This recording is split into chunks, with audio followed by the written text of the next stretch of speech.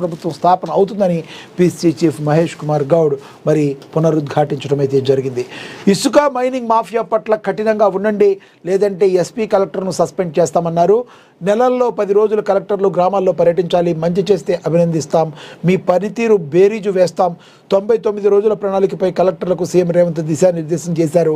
హైదరాబాద్ శివారు ప్రాంతాల కలెక్టర్ల తీరుపై గుర్రుగా ఉన్నారు. సీఎం రేవంత్ రెడ్డి ఒకటైతే కలెక్టర్లకైతే ఆదేశాలు అయితే జారీ చేశారు. ఎటువంటి పరిస్థితుల్లో ఇసుక మైనింగ్ మాఫియా పట్ల మరి కఠినంగా ఉండండి, ఉదాసీనంగా ప్రవర్తించవద్దు. మీరు ఉదాసీనంగా ప్రవర్తిస్తే మీ మీద కఠిన చర్యలు తీసుకుంటాం, మిమ్మల్ని అందరినీ కూడా సస్పెండ్ చేస్తామని చెప్పి హెచ్చరికలు జారీ చేశారు. ప్రజలకు కావాల్సిన న్యాయపరంగా రావాల్సిన ఇసుక ఉండాలి, బ్లాక్ మార్కెట్లకు తరలిపోటానికి వీల్లేదు అని చెప్పారు. ఇసుక మైనింగ్ మాఫియా పట్ల కఠిన చర్యలు తీసుకోవాలన్నారు, లేదంటే ఎస్పీ కలెక్టర్ను సస్పెండ్ చేస్తామన్నారు. ఈ ప్రభుత్వం కలెక్టర్ నుంచి కలెక్టర్లను సునిశితంగా గమనిస్తుంది. మంచి పనులు చేస్తే అభినందిస్తాం, వార్షిక పర్ఫార్మెన్స్ ఆధారంగా అందరి పనితీరును తెలుసుకుంటాం. జూన్లో కలెక్టర్ల పనితీరుపై మరోసారి మీటింగ్ నిర్వహిస్తామని ముఖ్యమంత్రి రేవంత్ రెడ్డి వెల్లడించారు. సచివాలయంలో కలెక్టర్ల సదస్సులో ముఖ్యమంత్రి రేవంత్ రెడ్డి పాల్గొన్నారు. ఆషామాషిగా ఐఏఎస్ కాదని ప్రజలకు ఉపయోగపడే పనులు చేసినప్పుడే ఆ ఉద్యోగానికి సార్థకత ఉంటుందన్నారు. క్షేత్రస్థాయిలో సమర్థవంతంగా పనిచేస్తేనే కలెక్టర్లుగా కొనసాగుతారన్నారు. కలెక్టర్లుగా క్షేత్రస్థాయిలో పర్యటించకపోతే మాత్రం ఎటువంటి పరిస్థితుల్లో ఎప్పటికీ మీ ప్రజల సమస్యలు అర్థం కావన్నారు. కనీసం నెలకు 10 రోజులైనా క్షేత్రస్థాయిలో పరిశీలించాలని ఆదేశిస్తున్నారన్నారు. ప్రభుత్వానికి కళ్ళు చెవులు అధికారులేనన్నారు. కలెక్టర్లు ప్రభుత్వానికి ప్రజలకు వారధిగా పనిచేయాలన్నారు. మార్చి 6 నుండి జూన్ 12 వరకు ప్రజాపాలన ప్రగతికి ప్రణాళిక కార్యక్రమంలో ప్రజాప్రతినిధులు భాగస్వాములు చేయాలని, గ్రామాల వారీగా సంక్షేమ పథకాల కోసం ప్రభుత్వం చేసిన ఖర్చు, లబ్ధిదారుల వివరాలను గ్రామ సభలో చదివి వినిపించాలన్నారు.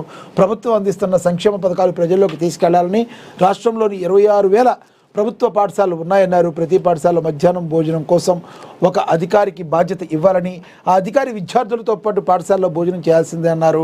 కలెక్టర్లు వారికి ఒకసారి ప్రభుత్వ పాఠశాలలో మధ్యాహ్న భోజనం చేయాలని, ఫుడ్ పాయిజన్ ఘటనలు పునరావృతం కాకుండా చర్యలు తీసుకోవాలని, పాఠశాలల పట్ల నిర్లక్ష్యంగా వ్యవహరిస్తే ప్రభుత్వం సహించదన్నారు. ప్రభుత్వ పాఠశాలలో నాణ్యమైన విద్య, పౌష్టికాహారం అందించాలన్నదే ప్రభుత్వ ఉద్దేశమని తెలిపారు. ఓవరాల్గా మరి ఎటువంటి పరిస్థితుల్లో ఇసుక గురించి మరి కఠినంగా ఉండాలి అని చెప్పి ఎస్పీకేను కలెక్టర్లకి ఆదేశాలు జారీ చేశారు రేవంత్ రెడ్డి.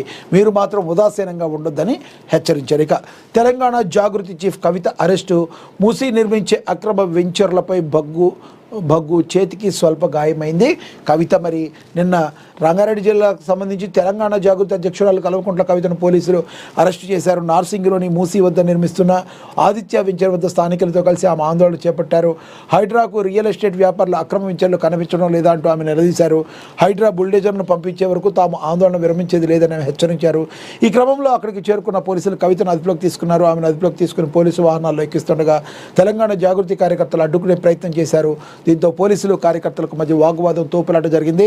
కార్యకర్తలు మరి వీ వాంట్ జస్టిస్ అంటూ నినాదాలు చేశారు. అక్రమ వెంచర్లను కూల్చడానికి హైడ్రా రంగనాథ్ రావాలని వారు డిమాండ్ చేశారు. కవితతో పాటు పలువురు జాగృతి కార్యకర్తలను అరెస్టు చేసి పోలీసులు నార్సింగ్ పోలీస్ స్టేషన్కు తరలించారు. అరెస్టు చేసే సమయంలో కవిత చేతికి స్వల్పమైన గాయమైనట్టుగా కూడా తెలుస్తుంది. మరి ఏదైతే మూసీ నిర్మించే అక్రమ వెంచర్లపై మరి ఆవిడ ఊరుకోలేదు. ఎటువంటి పరిస్థితుల్లో మీకు చిన్నవారు పేదవాళ్ళు కనబడతారు, పెద్దవారు కబంధ హస్తాల్లో ఉన్నాయి కనబడవా అంటూ మరి కవిత నిలదీయడం అయితే జరిగింది. ఆమెను అరెస్ట్ చేసి మరి నార్సింగికి పోలీస్ స్టేషన్కి అయితే తరలించారు. ఇక అదేవిధంగా చూసుకుంటే రగులుతున్న పశ్చిమాసియా రగిలిపోతుంది. యుద్ధ జ్వాలలు సోమవారం మరింత తీవ్ర రూపం దాల్చాయి. ఇరాన్పై అమెరికా, ఇజ్రాయెల్ దళాల సైనిక చర్య ఉధృతంగా సాగుతుంది. లెబనాన్ నుంచి తమపైకి దాడికి తెగబడిన హెజ్బుల్లా పైన ఇజ్రాయెల్ విరుచుకుపడుతుంది. ఇటు ఇరాన్ దాని మిత్ర దేశాలు ఇజ్రాయెల్ సహా గల్ఫ్ దేశాల్లో చమురు శుద్ధి కేంద్రాలపై దాడికి దిగాయి.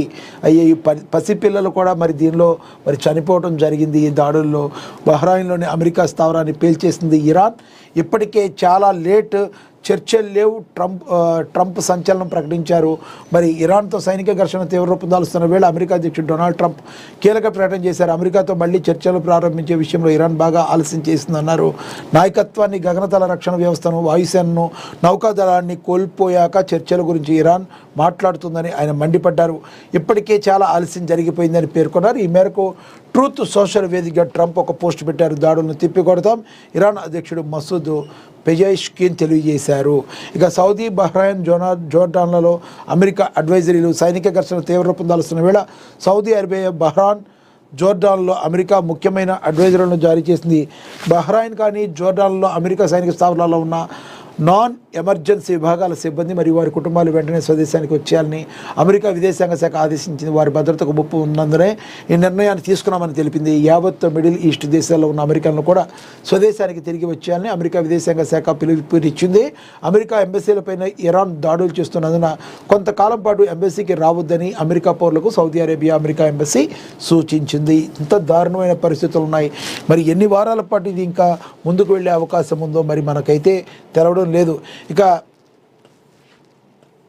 8 మంది దేశాధినేతలకు మోడీ ఫోన్ చేశారు. ప్రధానమంత్రి నరేంద్ర మోడీ 8 మంది దేశాధినేతలకు ఫోన్ చేశారు. గడిచిన 48 గంటల్లో 8 మంది దేశాధినేతలకు ఫోన్ చేసినట్లు ప్రభుత్వ వర్గాలు తెలిపాయి. UAE, Israel, Saudi Arabia, Jordan, Bahrain, Oman, Kuwait, Qatar దేశాధినేతలకు మోడీ ఫోన్ చేశారు. యుద్ధం నేపథ్యంలో ఫోన్లో భారత ప్రధాని మోడీ మాట్లాడి ఆ దేశాల్లో పరిస్థితులను ఆరా తీశారు. అవసరమైన సహకారం అందించేందుకు సిద్ధంగా ఉన్నట్లుగా పేర్కొన్నారు. ఇక పెట్రో ఉత్పత్తుల ఆందోళన అవసరం లేదని కేంద్ర మంత్రి కిషన్ రెడ్డి తెలిపారు.